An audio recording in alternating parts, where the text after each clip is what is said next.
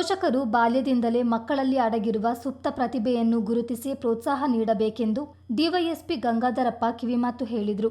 ಕುಶಾಲನಗರದಲ್ಲಿ ನೂತನವಾಗಿ ಶುಭಾರಂಭಗೊಂಡ ಶಿವಧಾರೆ school of dance ಸಂಸ್ಥೆಯನ್ನು ಉದ್ಘಾಟಿಸಿ ಮಾತನಾಡಿದ ಅವರು, ಇಂದು ಮಕ್ಕಳ ಪ್ರತಿಭಾ ಪ್ರದರ್ಶನಕ್ಕೆ ಸಾಕಷ್ಟು ಅವಕಾಶಗಳಿವೆ.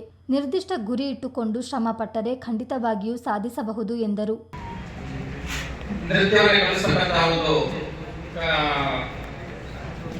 ಕಾರ್ಯಕ್ರಮವನ್ನು ಇಲ್ಲಿ ಹಿಂದಿನಿಂದ ಪ್ರಾರಂಭ ಮಾಡಿಕೊಂಡಿದ್ದಾರೆ.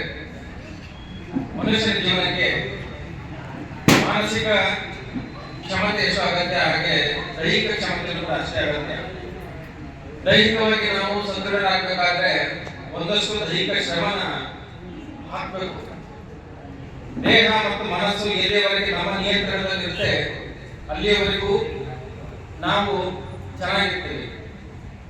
ದೇಹ ಮತ್ತು ಮನಸ್ಸು ಎಲ್ಲಿ ಯಾವಾಗ ನಮ್ಮ ಮಾಲೀಕರಾಗ್ತವೆ, ನಾವು ದೇಹ ಮತ್ತು ಮನಸ್ಸಿನ ಸೇವಕರಾಗಿ ಅತಿ ಹೇಳಿದಂಗೆ ನಾವು ಕೇಳಬೇಕಾಗ್ತದೆ. ಬೆಳಿಗ್ಗೆ 5 ಗಂಟೆಗೆ ಹೇಳ್ಬೇಕು ಅಂತ ಮಲಗಿದ್ರು ಕೂಡ ಬೆಳಿಗ್ಗೆ 8 ಗಂಟೆ ಆದ್ರೆ ದೇಹ ಹೇಳುತ್ತೆ ಬೇಡ ಮಲಗೋಗಿ. ಯಾವಾಗಲೂ ಅಷ್ಟೇ ದೇಹನ ದಂಡಿಸ್ತೀವಿ. ಎಷ್ಟು ದೇಹ ದಂಡಿಸ್ತೀವಿ ಅಷ್ಟು ಆಕ್ಟಿವ್ ಆಗ್ತೀವಿ. ದೇಹ ದಂಡಿಸಲಿಲ್ಲ ಅಂತಂದ್ರೆ ಲೇಜಿನೆಸ್ ಬಂದ್ಬಿಡುತ್ತೆ. ಮಕ್ಕಳಿಗೆ ಚಿಕ್ಕ ಮಕ್ಕಳನ್ನ ಡ್ಯಾನ್ಸ್ ಪ್ರೋಗ್ರಾಮ್ಗೆ ಕಳಿಸೋದ್ರಿಂದ ಒಳ್ಳೆ ನೃತ್ಯ ಕಲಿತಾರೆ, ಶಿಸ್ತು ಬರುತ್ತೆ. ಮನುಷ್ಯನಿಗೆ ಯಾವುದಾದ್ರೂ ಒಂದು ಹವ್ಯಾಸ ಇತ್ತು ಅಂತಂದ್ರೆ ಶಿಸ್ತು ತನ್ನಿಂದಾನೇ ಬರುತ್ತೆ.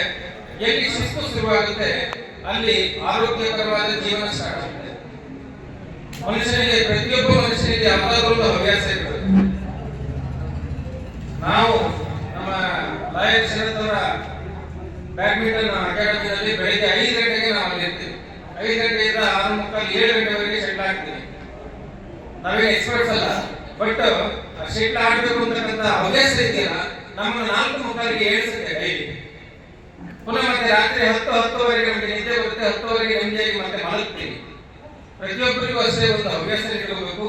ಮಕ್ಕಳಿಗೆ ಅದನ್ನ ಈಗಿನಿಂದಲೇ ಅಭ್ಯಾಸ ಮಾಡಿಸಿ ಸೇರಿಸಿ ಅಕಾಡೆಮಿಗೆ ಒಳ್ಳೆಯ ನೃತ್ಯಪಟುಗಳಾಗಿ ಹೊರಗೆ ಬರಲಿ.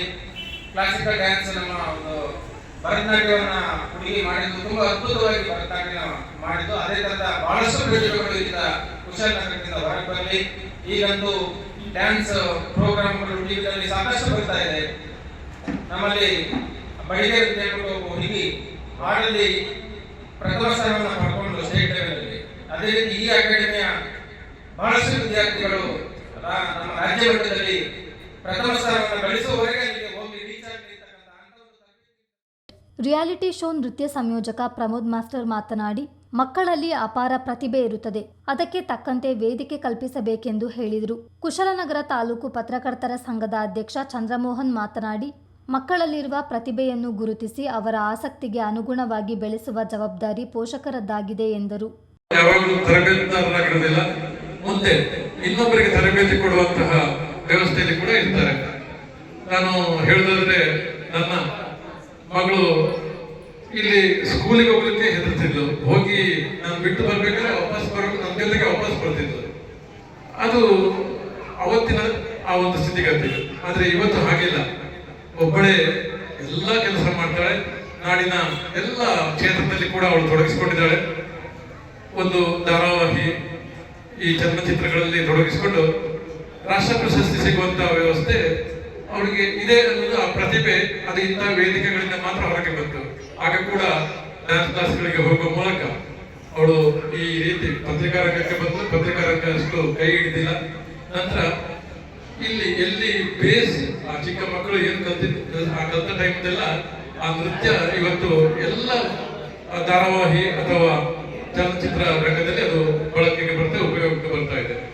ಆ ರೀತಿ ಮಕ್ಕಳು ಪ್ರತಿಭೆನ ಒದಗಿಸಿಟ್ಕೊಳ್ಬಾರ್ದು. ಪೋಷಕರು ಕೂಡ ಅದನ್ನು ಹೊರಹಾಕ್ಲಿಕ್ಕೆ ಇರುವ ವೇದಿಕೆ ಹತ್ರ ಕರ್ಕೊಂಡು ಹೋಗ್ಬೇಕಾಗುತ್ತೆ.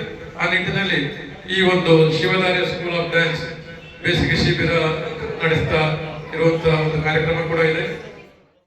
ಇದೇ ಸಂದರ್ಭ ನೃತ್ಯ ಸಂಯೋಜಕ ಪ್ರಮೋದ್ ಮಾಸ್ಟರ್ ಅವರನ್ನು ಶಿವಧಾರೆ ನೃತ್ಯ ಸಂಸ್ಥೆ ವತಿಯಿಂದ ಸನ್ಮಾನಿಸಿ ಗೌರವಿಸಲಾಯಿತು.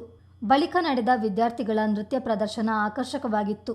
ಈ ಸಂದರ್ಭ ಪುರಸಭೆ ಸದಸ್ಯ ಹಾಗೂ ಗೆಳೆಯರ ಬಳಗದ ಅಧ್ಯಕ್ಷ ಆನಂದ್ ಕುಮಾರ್, ಸಾಹಿತಿ ಪ್ರಶಾಂತ್, ವಕೀಲ ಶರತ್, ಸಮಾಜ ಸೇವಕ ಉಮಾಶಂಕರ್, ಪ್ರಭುದೇವ್, ಶಿವಧಾರೆ ನೃತ್ಯ ಸಂಸ್ಥೆಯ ನೃತ್ಯ ಸಂಯೋಜಕ ಚಂದನ್ ಸೇರಿದಂತೆ ಮತ್ತಿತರರು ಹಾಜರಿದ್ದರು.